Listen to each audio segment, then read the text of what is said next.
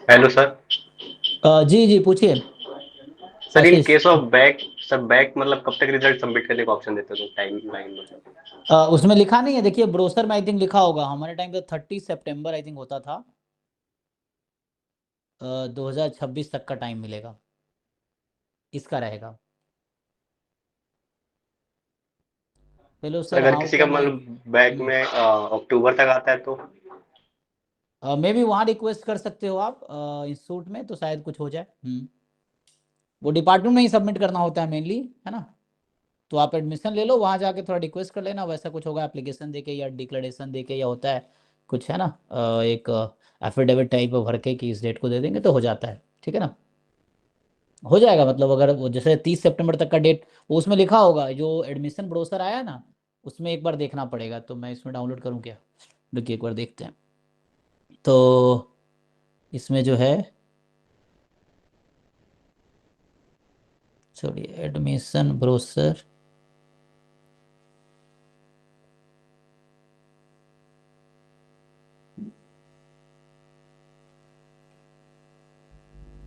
ये ना, इसमें देखिए, इसमें लिखा होगा ऑलरेडी। रिज्यूम ओपन कर रहा हूँ तो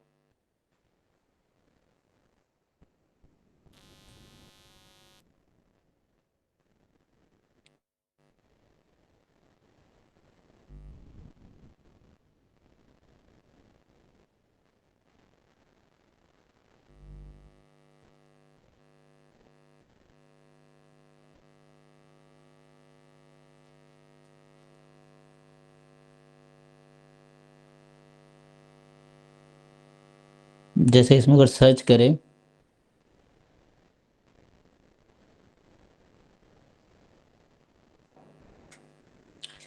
तो ये तो ऐसे ही है, अप्लाई का था, है ना। अब 5 सितंबर से एप्लीकेशन आया, तो मैं जैसे ही देख रहा था कि और सितंबर कहीं है, तो ऐसा दिख नहीं रहा। सो डॉक्यूमेंट कब तक सबमिट करना है, इसमें पढ़ना पड़ेगा पूरा एक बार ना। तो उसमें आएगा, या वो वेबसाइट पे रहता है, वो डिटेल रहता है, या वो ब्रोशर जो होगा ना, उसमें भी होगा। तो एक बार इसको देखना पड़ेगा, 1 मिनट।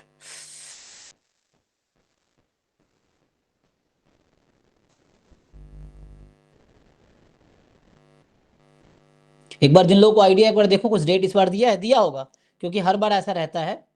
तो ये तो आई थिंक एडमिशन ब्रोशर ही खोला ना। तो पहले भी सर हमने आई थिंक डिस्कस किया आपने था। इन्फॉर्मेशन वाउचर खोल रखा है।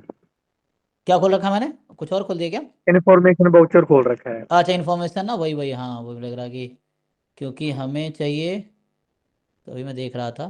सो हमने इन्फॉर्मेशन ब्रोशर, ऐसे इन्फॉर्मेशन है ना, एडमिशन ब्रोशर अलग है ना, इन्फॉर्मेशन ब्रोशर खोल लिया ना। तो इसमें भी होना, इसमें नहीं है ना, क्योंकि एडमिशन ब्रोशर में होगा। सही बता दिया आपने, मैं ध्यान नहीं दिया। सो इन्फॉर्मेशन, ये एडमिशन ब्रोशर नीचे है ना, दिख रहा है ना आपको टैब। पहला इन्फॉर्मेशन ब्रोशर है, दूसरा वाला है, ठीक है। तो ये वाला एडमिशन ब्रोशर है ना, ये हमने पहले भी एक बार ओपन किया था। सो इसको आप एक बार पढ़िए ठीक से, इसमें लिखा होगा, क्योंकि बहुत ज़्यादा पेजेस हैं, तो पूरा तो मैं नहीं पढ़ा था लास्ट टाइम भी। कुछ लोगों को आज भी क्वेरी था, आई थिंक किनको था, मे बी आई थिंक कुछ बच्चों को क्वेरी था। सो हाँ, आई थिंक श्रीनिवासन को ही वाज आस्किंग। सो ये वही है क्या? फिर से वही खोल दिया है, या मैंने दूसरा है ना? क्या हो रहा है भाई, यही था ना।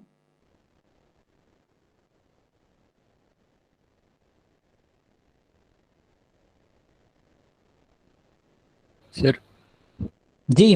सर इसमें वही ब्रोशर में लिखा हुआ है कि रिस्पेक्टिव इंस्टीट्यूट बताएगा एक टाइम फ्रेम, उसके अकॉर्डिंग सबमिट करना है।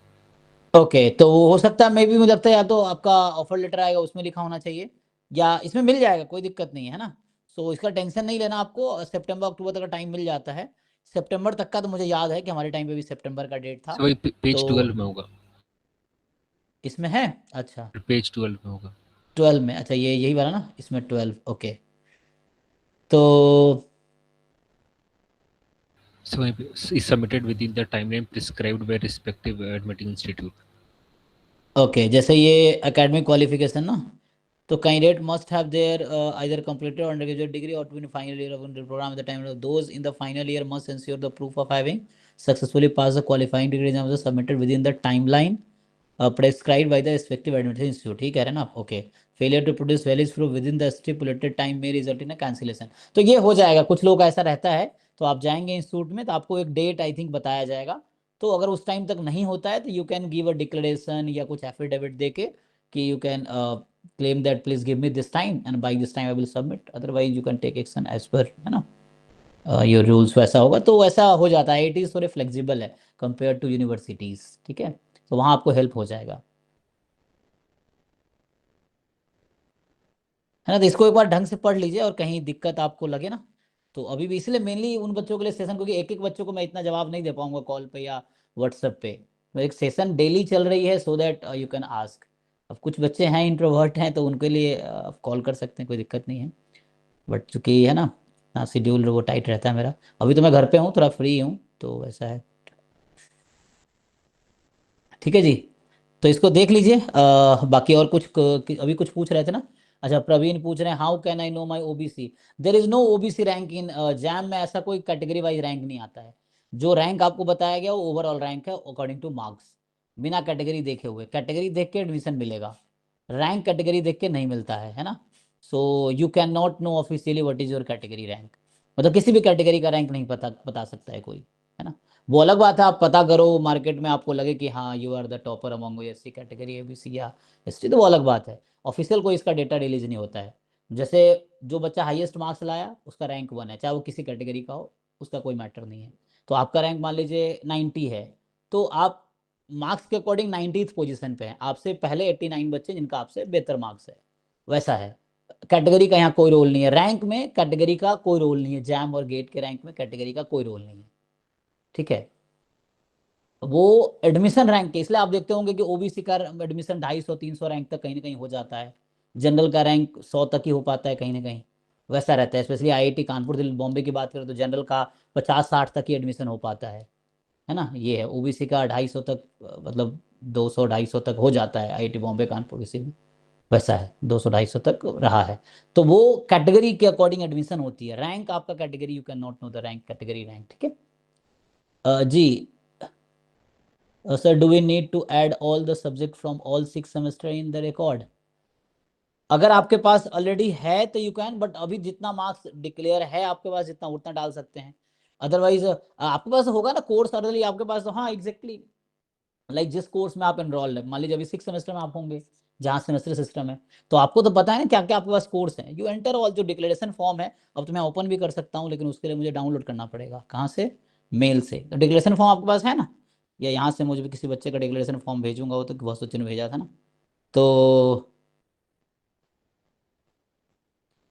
तो आप 6 सेमेस्टर का लिखिए, क्योंकि आपको पता है कि आपको सेमेस्टर एंड तक क्या क्या अभी आप पढ़ रहे होंगे, तो आप सारे सब्जेक्ट लिखिए जी, you write all the subject, और नीचे ऑप्शन है कि क्या आप सबमिट कर रहे हैं प्रूफ, किसका सबमिट नहीं कर रहे हैं, है ना। तो you write all the courses, ठीक है। रजिस्ट्रेशन कम डिक्लेरेशन फॉर्म में क्वेश्चन भेजा था ना। अच्छा, एक तो उस समय का था, सो डिक्लेरेशन,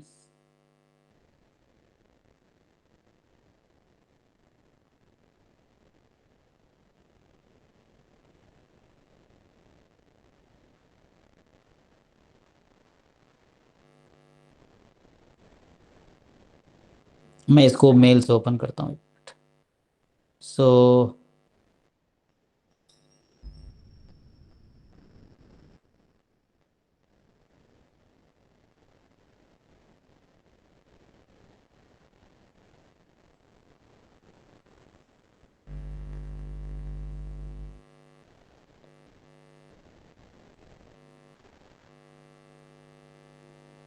एक मिनट, मैं ओपन करता हूँ फिर शेयर करता हूँ ना। सो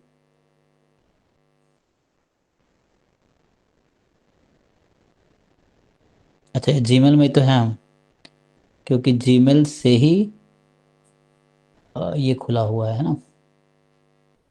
ठीक है, यहाँ खोलता हूँ, एक मिनट।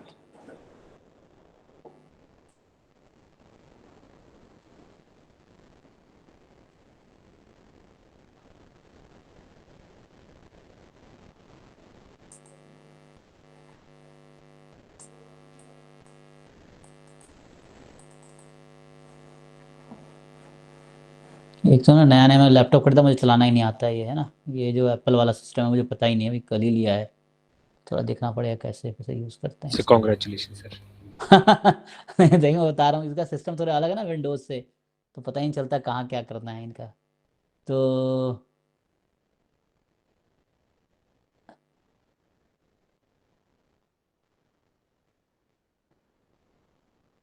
ठीक है, थैंक यू, ऐसे आप लोग की वजह से ही सब हो पा रहा है। तो मैं इसको कैसे करूँगा, एक मिनट, इसी में आईपैड में ही खोलना पड़ेगा क्योंकि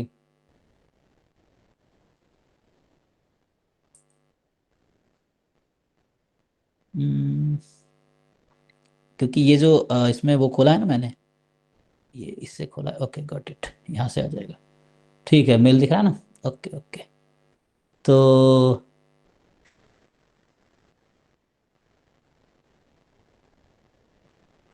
सारे मेल आईडी है ना, किससे भेजे थे।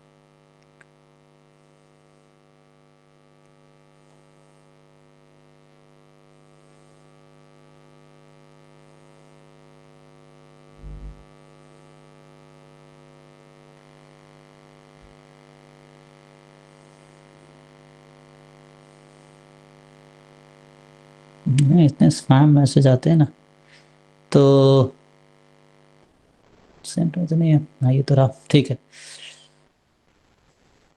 हम्म,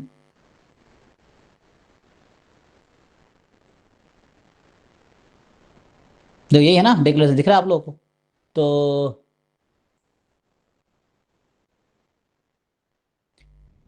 कैसे जाएगा,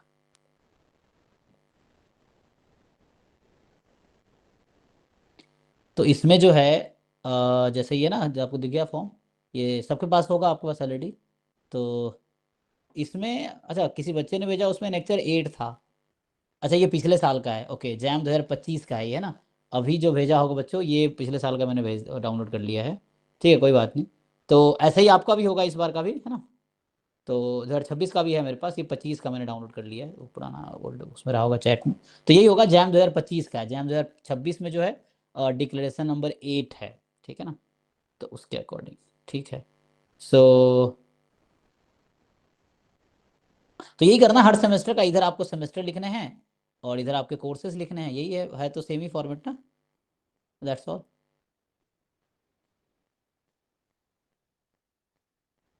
जैम 2026 के लिए ये लेक्चर 8 है, जैम 2025 का है ये, तो ये लेक्चर 7 है, ठीक है।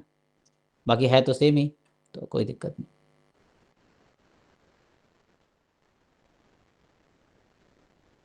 कुछ इसमें कुछ बताने वाला था मैं, वही बोला ना, सेमेस्टर जो भी आपके कोर्सेज हैं, you write all courses, course code all courses, and यहाँ पे है ना क्वालिफाइंग डिग्री, जो सबमिट कर कर रहे हैं, जो नहीं कर रहे हैं वो लिखना है, डिग्री, फिर मार्कशीट कितना सबमिट कर रहे हैं इधर लिखना है, और नहीं सबमिट कर रहे हैं वो इधर लिखना है ना। तो ये चीज़ है, तो वैसा है, बाकी वही है। I understand the absence of all document required as per the criteria of the admitting institute may would be considered as provisional. I understand that in the event of my failing to provide document to certain satisfaction of minimum education qualification as per deadline of the admitting institute. Actually her institute का ना अपना deadline होगा। तो बॉम्बे का मुझे याद है उस समय 30 सितंबर था हमारे टाइम पे, तो अभी भी उसके आसपास ही होगा। सो माई प्रोविजनल विल स्टैंड कैंसिल, तो उस डेट तक अगर नहीं सबमिट कर पाओगे फाइनल डिग्री और मार्क्स से, तो फिर कैंसिल माना जाएगा, ठीक है। ऐसा समझ आ गया ना, देख लीजिए, इनको अभी भी दिक्कत है। सो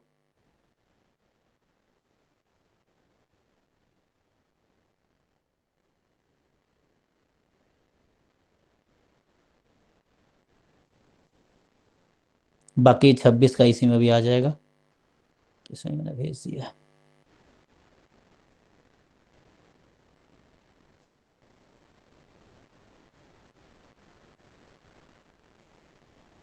हम्म,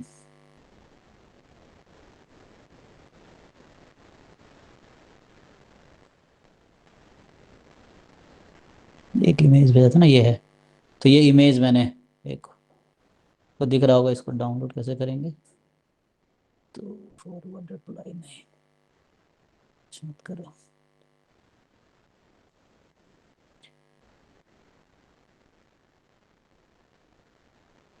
एनीवे तो ये 26 का है, तो मैं दिखा रहा हूँ, ये पता नहीं कैसे कैसे इसमें ओपन हो रहा है। तो ये ना, तो बस मैं लेक्चर 8 आपको दिख रहा होगा जिन लोगों को स्क्रीन पे, ये लेक्चर 8 है, जैम 2026 डिक्लेरेशन फॉर्म। एंड इसमें वही है बस, बाकी तो सब सेम ही है। बस जैम 2025 में जो दिखा रहा था अभी वो लेक्चर 7 था, ये लेक्चर 8 है 26 का, वही चीज़ें हैं। इसमें कोई किसी को डिफिकल्टी आ रही पूछो, सिंपल है। आपको लेफ्ट कॉलम में, जो लेफ्ट मोस्ट कॉलम है, सेमेस्टर लिखने हैं, उसके राइट में कोर्स कोड लिखना है, कोर्स लिखना है। तो एक लाइन में 2 कोर्स लिखने हैं। अगर कम पढ़ते हैं, आपको लगता है सारा कोर्स में नहीं हो पा रहा, इसका डबल कॉपी लगाओ, कोई दिक्कत नहीं है, ठीक है। I think that's all. हाँ, और कुछ है तो बताओ।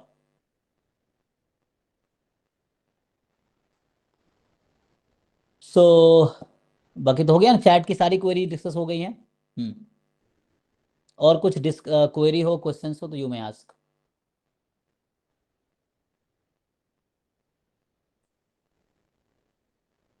और अगर नहीं है तो फिर स्टॉप करेंगे। हाँ, बाकी आप अपना, जो लोग अभी जिनका जैम क्वालिफाई हो गया, तो जो रिस्पेक्टिव इंस्टीट्यूट आपको लगता है मिलेगा, उसका थोड़ा सिलेबस उठाओ, है ना। उसके सिलेबस के नीचे रिकमेंडेड बुक्स होंगे, डाउनलोड करो ऑनलाइन, पढ़ना शुरू करो, है ना। क्योंकि वहाँ जाओगे तो पहले सेमेस्टर में थोड़ा सर्वाइवल इशू रहेगा, बोले तुम कितने अच्छे रैंक लाए हो, वहाँ जाके तुम्हारी, है ना, मतलब हालत ख़राब होने वाली है वैसे ही। सो फर्स्ट सेमेस्टर में specially, so you be prepared accordingly, पहले से थोड़ा लेवल इंप्रूव कर लो, ये है ना। और वहाँ जैम एक बार एडमिशन हो गया तो सब बराबर है। फिर वहाँ ऐसा भी होगा कि टॉप रैंक वाले वो फेल हो रहे होते हैं, और जो कम रैंक वाले अच्छा कर रहे होते हैं, क्योंकि उससे ये डिपेंड करता है वहाँ पे कि कौन बच्चा बीएससी में कितना स्ट्रॉन्ग मतलब पढ़ाई किया है। क्योंकि वापस वहाँ कॉलेज स्टडी, सब्जेक्टिव एग्जाम और कंसेप्चुअल क्लैरिटी देखी जाएगी। यहाँ एंट्रेंस तो सब तुक्का लगा के इधर उधर करके तुमने समाउ प्रॉब्लम सॉल्व करके निकाल लिए हैं। बच्चों का कंसेप्चुअल क्लैरिटी अच्छी होगी, थ्योरेटिकल प्रूफ प्रूफ अच्छे से लिखना आता होगा, वही फिर वहाँ सर्वाइव कर पाएंगे, मतलब बेटर तरीके से सर्वाइव तो टिके रहेंगे। एनीवे बाकी जाओगे तो पता चलेगा, क्योंकि कोई चीज़ फील तुम तब कर पाओगे जब वो सिचुएशन में हो गया ना। तो ये है, ऐसे तो अभी बस समझने की कोशिश कर सकते हो, फील करोगे जब आप वहाँ जाओगे, बट हो जाएगा, ठीक है। ओके जी, चलिए, all the best, thank you. चूंकि मैं उस रास्ते से गुजरा हूँ तो मुझे थोड़ा बहुत आइडिया है ना चीज़ों का, ऐसा है कि आप भी गुजरेंगे तो पता चलेगा। अच्छा सर, अब मैंने आपसे कल पूछा था, रुड़की एमएससी इकोनॉमिक्स में मैथ सब्जेक्ट का क्राइटेरिया है, लेकिन मेरे बीएससी के प्योर कोर्स में एक भी मैथ का कोर्स नहीं जी। लेकिन आपने कहा था आपका बीएससी स्टैटिस्टिक्स में है, तो बीएससी स्टैटिस्टिक्स तो अलाउ कर रहे हैं ना ये लोग, है ना, जो आपने भेजा था, तो उसमें तो बीएससी स्टैटिस्टिक्स ये लोग अलाउ कर रहे हैं। फिर इसी में देखें हम, यही खोल तो, अगर आपने कहा है इवन आपका स्टैटिस्टिक्स कोर्स है, तो वो ब्रॉड सेंस में मैथमेटिक्स में काउंट हो जाएगा, इसलिए कोई दिक्कत नहीं है।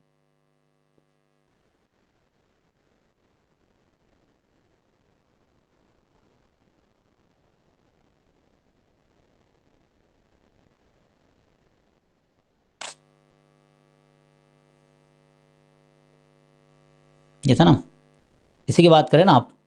तो रुड़की में जो ये लिखा हुआ है कि, ये पूछ रहे हैं एमएससी इकोनॉमिक्स एडमिशन के लिए बीएससी इकोनॉमिक्स होना चाहिए या बीए इकोनॉमिक्स होना चाहिए, बीएससी स्टैटिस्टिक्स होना चाहिए। तो अगर आपका बीएससी स्टैटिस्टिक्स में है तो आप एलिजिबल हैं, तो मैथ का कोई कोर्स नहीं पढ़े हैं। अच्छा आगे देखिए क्या कहना चाह रहा है, बीएससी स्टैटिस्टिक्स में हो स्लैश बीसीए हो, या बीएससी बीए बीकॉम हो, इनमें से कोई एक हो। अच्छा, फिर with mathematics as one of the subject, तो बीकॉम ये हो with mathematics as one of the subject, no restriction for engineering degree. तो आपने क्या, आप जो कल भेजे थे उसमें बीएससी स्टैटिस्टिक्स है ना, तो ऐसे कैसे एक भी मैथ का कोर्स नहीं रहा होगा। मेरा कहने का मतलब रियल लीनियर ऐसा कुछ नहीं था, मैथमेटिक्स नहीं एज ए नहीं था सब्जेक्ट। सर। हेलो। आप एक बार मार्कशीट भेजना, मैं देखूंगा उसमें क्या क्या है, तो पता चलेगा, हाँ है ना। हाँ एक बार हाँ, आप मुझे आपको भेज मार्कशीट भेज दोगे। देना।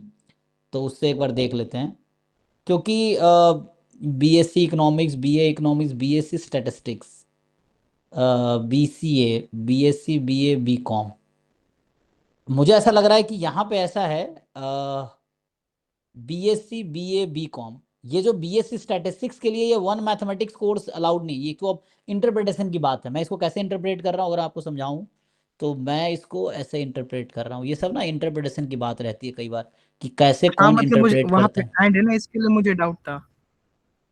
मैं ऐसा एंड समझ था रहा ना हूँ कि उसमें। एक मिनट, ये क्या हो हाँ गया, तो इसको मिटाता हूँ, कैसे यहाँ से। तो मैं ये कह रहा हूँ, देखिए बीएससी, मैं ये कह रहा हूँ कि जो बच्चे जिन्होंने, जो बीएससी इकोनॉमिक्स में जिसने कर लिया तो उसका कोई दिक्कत नहीं है। हाँ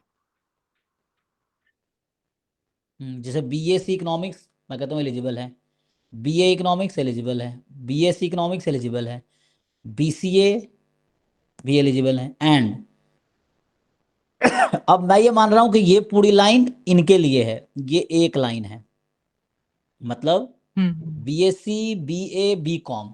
अब इसमें सब्जेक्ट रेस्ट्रिक्टेड नहीं है, BSc any subject, BA any subject, या BCom with mathematics as subject. तो ये जो मैथमेटिक्स वाले रेस्ट्रिक्शंस है, मैं समझ रहा हूँ ये सिर्फ बीएससी बीए या बीकॉम वालों के लिए जिन्होंने किसी और सब्जेक्ट में किया है।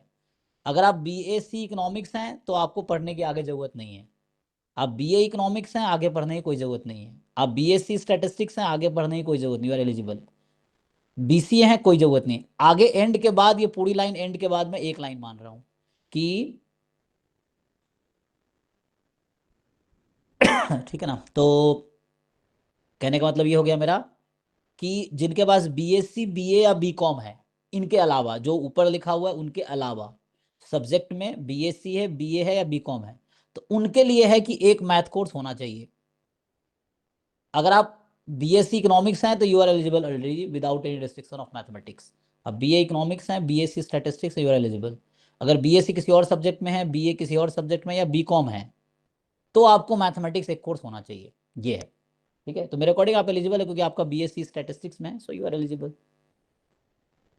तो ये होता है कि इंस्टीट्यूट कैसे इंटरप्रेट करती है, मतलब ऐसे ही इंटरप्रेट करेंगे वो भी मेरे अकॉर्डिंग, बट है हाँ ना कई बार होता है ओके कि सर। सबके अपनी समझ है। मेरे अकॉर्डिंग आप एलिजिबल हैं।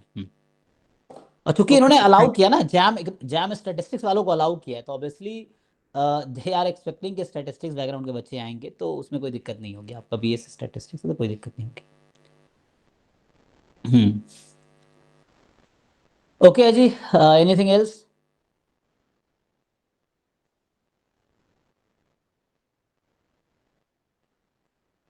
ठीक है, तो बाकी जिन लोगों का भी इंटरेक्शन सेशन में एक एक बच्चे कर रहा हूँ, तो जो बच्चे भी जब भी अवेलेबल होंगे आप बता सकते हैं, स्पेशली वो बच्चे जिनको एक्सपेक्टेड है कहीं एडमिशन हो जाएगा, या एडमिशन के बाद भी कर सकते हैं, जल्दी नहीं है। आप आराम से भी प्रोसेस कंप्लीट कीजिए, एडमिशन लीजिए, एक बार इंस्टीट्यूट पहुंचिए, फिर इंटरेक्शन कर सकते हैं ना। सो जब भी आप लोग अवेलेबल हैं, जो बच्चे बाद में रिकॉर्डिंग भी देख रहे हैं उनके लिए भी है, क्योंकि अगर हमने आपको थोड़ा हेल्प किया तो आपको भी हमारा हेल्प करना पड़ेगा, तभी दोनों साइड से होगा, नहीं तो आपको बोला जाएगा आप मतलब ही लोग हैं। ठीक है जी, थैंक यू। चलिए मिलते हैं, थैंक यू। हाँ, क्योंकि है ना, मतलब आप सपोर्ट करेंगे तभी हम भी ग्रो करेंगे, अदरवाइज कोई फायदा नहीं होगा। और आपके जैसे फ्यूचर में किसी बच्चों का फायदा भी नहीं होगा। ठीक है, मिलते हैं फिर, है ना, थैंक यू। यस तो सर, कल फिर मैं थैंक यू। ट्रैवल कर रहा हूँगा, एंड मैं अभी घर पे आया हूँ, तो मैं कल ट्रैवल करूँगा, मंडे से फिर क्लास रेगुलर होगी, जो भी क्लासेस चल रही हैं। Okay, good night, take thank care, you. Bye bye.